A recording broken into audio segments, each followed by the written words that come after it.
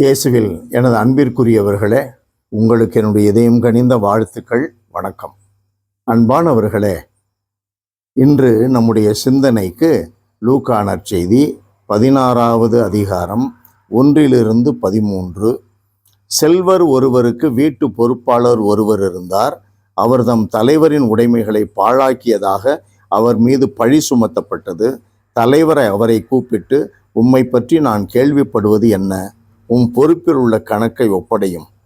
நீர் இனி வீட்டு பொறுப்பாளராய் இருக்க முடியாது என்று அவரிடம் கூறினார். அந்த வீட்டு பொறுப்பாளர், நான் என்ன செய்வேன்? வீட்டு பொறுப்பிலிருந்து என் தலைவர் என்னை நீக்கிவிடப் போகிறாரோ? மண் வெட்டவோ என்னால் இயலாது, இறந்து உண்ணவும் வெட்கமாயிருக்கிறது. வீட்டு பொறுப்பிலிருந்து என்னை நீக்கிவிடும் போது பிறர் என்னை தங்கள் வீடுகளில் ஏற்றுக்கொள்ளும்படி நான் என்ன செய்ய வேண்டும் என எனக்கு தெரியும் என்று அவர் தமக்குள்ளே சொல்லி கொண்டார். 100 மூட்டை கோதுமை வாங்கினவனை கூப்பிட்டு 80ன்னு எழுத சொன்னார். அது மாதிரி எண்ணெய் வாங்கினவனை குறைச்சி எழுத சொன்னார். அதனால் அவனுக்கு சந்தோஷம் தானே, வேலையிலேருந்து வெளியே போகும்போது அவன் கொஞ்சம் தாங்கிக்குவான். ஆண்டவர் என்ன சொல்லுகிறார்? ஒளியின் மக்களை விட இருளின் மக்கள் விவேகமாக இருக்கிறார்கள்.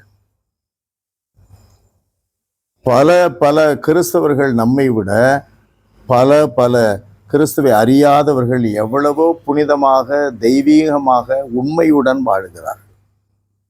கடவுளுக்கு உகந்தவர்களாக இருக்கிறார்கள். கடவுளுக்கு பயப்படுறாங்க. நம்ம கோவில் பூனை, கடவுளுக்கு பயமே இல்லை. கடவுளுக்கு பயமே இல்லை. நமக்கு பாவ அறிக்கை இருக்கிறது, அதில் அறிக்கையிட்டு விடலாம் என்று கூட எத்தனை பேர் பாவத்திலே துணிந்து இறங்குகிறார்கள். வருஷத்துக்கு ஒரு முறை வேளாங்கண்ணி போயில பாவ சங்கீர்த்தனை செய்தரலாம், நடந்து போய் பரிகாரம் பண்ணிடலாம், முடிஞ்சு போச்சு, எல்லாம் டெலீட் ஆகிடுது, ஃபோனில் டெலீட் ஆகுற மாதிரி அப்படிங்கிற மாதிரிலாம் நினைத்து செயல்படுகிறவர்கள் நம்மில் எத்தனை பேர் இருக்கிறோம். நீங்கள் உலகிற்கு நீங்கள் உலகிற்கு உப்பாயிருக்கிறீர்கள். நீங்கள் உலகிற்கு ஒளியாயிருக்கிறீர்கள். உங்கள் செயல்களை கண்டு மக்கள் வானக தந்தையை மகிமைப்படுத்துவார்கள், புகழ்வார்கள். இந்த வார்த்தைக்கெல்லாம் என்ன அர்த்தம்? நமக்கு வேலை இருக்கலாம், வேலை போகலாம், மகிழ்ச்சி இருக்கலாம், துன்பங்கள் வரலாம், நமக்கு கஷ்டங்கள் ஏற்படலாம், நஷ்டங்கள் ஏற்படலாம், அல்லது பெரிய வருமானம் கிடைக்கலாம். அதை பொருட்டு அல்ல நம்முடைய வாழ்க்கை. கடவுளை பொறுத்து நம்ம வாழ்க்கை. எப்போதும் நம்மை காணுகின்ற கடவுள் நம்முடன் இருக்கிறாரே, அவருக்கு பயந்து, தெய்வ பயம் மனதிலே இருக்க வேண்டும்.